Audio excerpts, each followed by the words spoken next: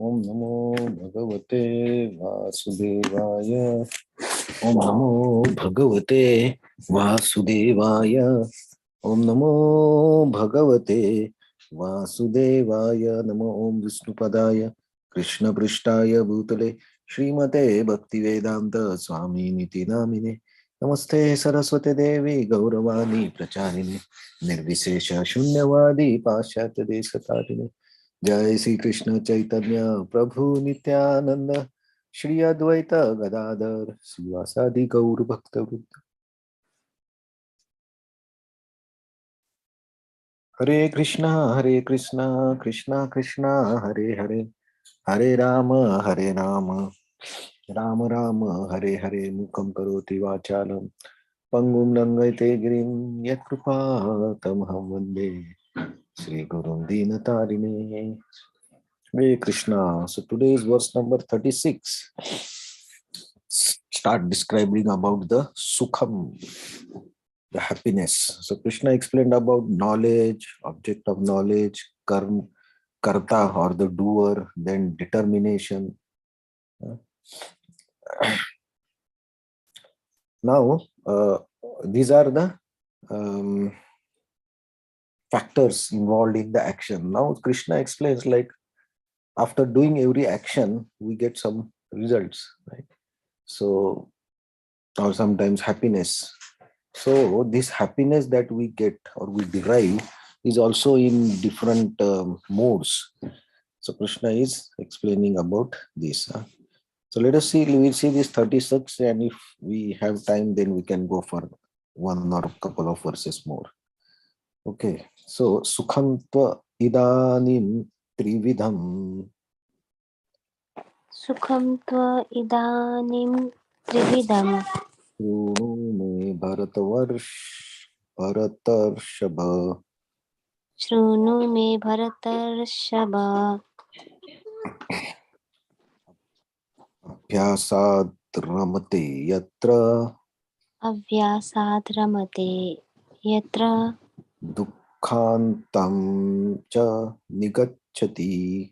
dukkhantam cha nigacchati. Sukham tva idanim trividam.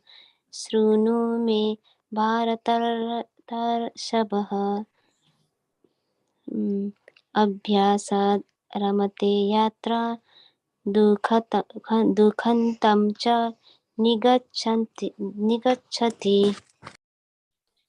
Sukham pidanim trividam shrunu me bharatarshaba abhyashadramate yatra dukkhantam cha nigacchati. Translation and purport. O best of Bhartas, now please hear from me about three kinds of happiness by which the conditioned soul enjoys and by which he sometimes comes to the end of all distress. Purport. A conditioned soul tries to enjoy material happiness again and again. Thus he chews the chewed. But sometimes in the course of such enjoyment, he becomes relieved from the material entanglement by association with a great soul. In other words, a conditioned soul is always engaged in some type of sense gratification. But when he understands by good association that it is only a repetition of same thing, he is awakened to the real Krishna consciousness. He is sometimes relieved from such repetitive so-called happiness. So we can actually relate to this verse, right? So if we see our day-to-day life and daily routine, or say monthly or yearly routine, we can find the similarities, like how we, for a person who is doing job, or uh, as a matter of a family, so man or both, they are doing the jobs. So 5 days they are working. So when it's Friday, people are little bit relaxed, and then we say we are happy. Why? Because the weekend is coming. So I can go out or I can go shopping, something. And when we go out, we somehow feel happy. And then we come back, then again we go into our routine life. Or yearly, if I am from India, so yearly I will go to India once or twice. And when I go to India, then I feel happy. Then again I come back, and again I start routine. So in one day also, I work in office, and then when I come back, I close my office. I feel happy. Now I have my time. So these are all, if we see from a perception of repetition, it's continuously repeated cycle of uh, misery or happiness. And the happiness that we get is from the same things. So if I go out for shopping, I feel happy. If I go out for some picnic, I feel happy. So it's the same type of activity that we keep doing, but we never look at that happiness or that situation from that angle. We think that it's always new. So if I go for Ryoko, I go for picnic. So I may go to different places, but as a concept, I'm going out of Tokyo for picnic.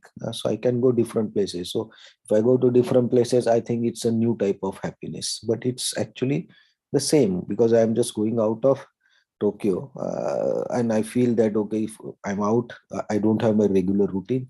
I see something new, so I am happy because my day-to-day misery is not there or struggle is not there. So I feel happy. So happiness is actually the absence of misery. We feel happy, but that is also imaginary thing because it's not permanent. It's contemporary.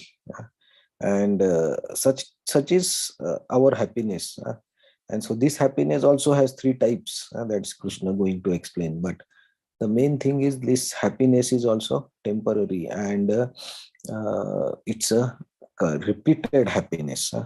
There's nothing new we are doing, or sometimes we get more relaxed time, sometimes we get less relaxed time. That's the only difference, but otherwise the uh, process or execution is the same. So we have some time. Let's see the next verse. So happiness in the mode of goodness, how a person derives happiness, or how that happiness is characteristic of that happiness. Yattad agre visham eva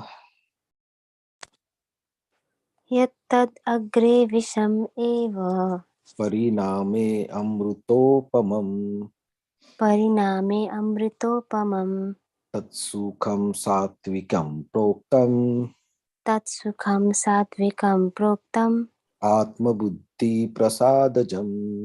आत्मबुद्धिप्रसादजम् So यत्तद् अग्रे विषम् इव परिणामे अमृतोपमम् तत्सुखं सात्विकं प्रोक्तम् आत्मबुद्धिप्रसादजम्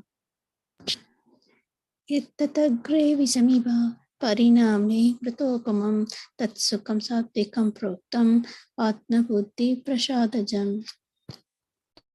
it's very straightforward. Yattad agre visham eva. So in the beginning, it's like poison, pariname, but the result of that is how it's amrutopamam. It's like amruta. So that is Sukhin Satvik. And what it gives, Atma Buddhi Prasadajam. It gives satisfaction to Atma and Buddhi. That which in the beginning may be just like poison, but at the end is just like nectar, and which awakens one to the self-realization is said to be happiness in the mood of goodness, purport. In the pursuit of self-realization, one has to follow many rules and regulations to control the mind and the senses and the concentrate the mind on the self. All these procedures are very difficult, bitter like poison. But if one is successful in following the regulations and comes to the transcendental position, he begins to drink real nectar. He enjoys happiness. So this happiness, like even if we take a gross example, in the beginning like poison, but at the end good. So for example, I have a say pain in my tooth. I go to a dentist. The pain is a problem. I want to get relieved of that pain. So to get relief from the pain, what I have to do, I have to go to dentist and start the treatment. So whenever the treatment starts in the beginning, if there is a total treatment of 5 times, in the 2 times, it's a lot of pain because all the dust or all the black part or the fungus and that is removed, and that is very painful. But once you go further in the treatment, then the pain is gone. And when that pain is gone, I feel happy. Oh, now my tooth is not paining. And then I feel good. I feel happy. So this is a gross example, like how it starts and how it ends, and that makes us happy. So a happiness which is poison, like this in the beginning. So like Shri Prabhupada mentions, like a simple example is, so if you want to do spiritual practice, okay, sadhus or anything, then you have to become vegetarian, for example. Why vegetarian? Because Krishna recommends that in Bhagavad Gita, and to lead a sattvic life, we should have proper consciousness. So to be in goodness, we have to avoid things which are passionate and in ignorance. And so to become vegetarian is not easy. It requires lot of sacrifices and lot of practice. So you become vegetarian, then you start meditation, uh, and then you regulate your life, sleeping early, waking up early. So to do this, all this practice of sadhana, it's not easy, uh, and it requires lot of control. So every day you have to sleep early and get up early, and you have to read, say, Bhagavad Gita like we are reading, or we have to do chanting 16 rounds, for example. So it's 16 round itself takes 2.5 hours. Above that, you have to do the Shastra study and other things. This is lot of control of mind and sacrifice is required to practice also spiritual.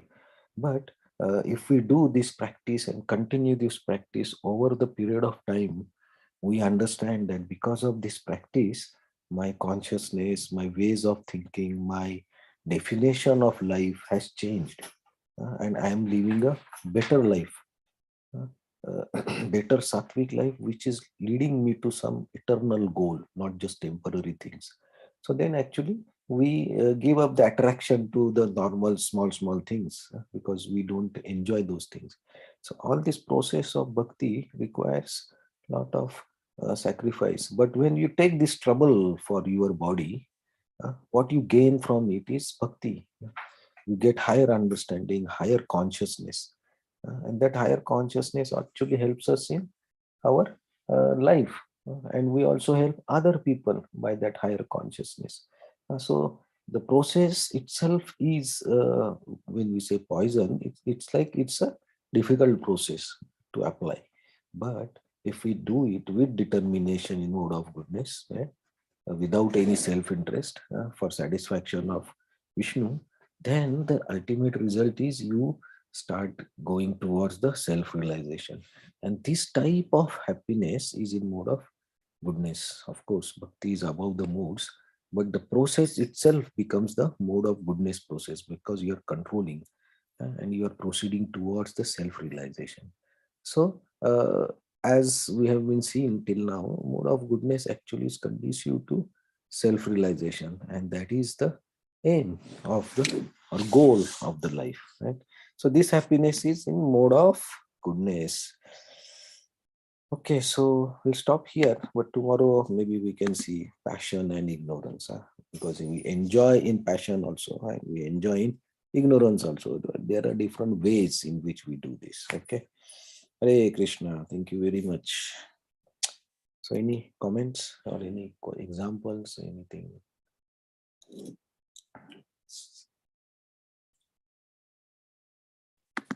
Okay, Hare Krishna, thank you very much. Hare Krishna, thank you so much.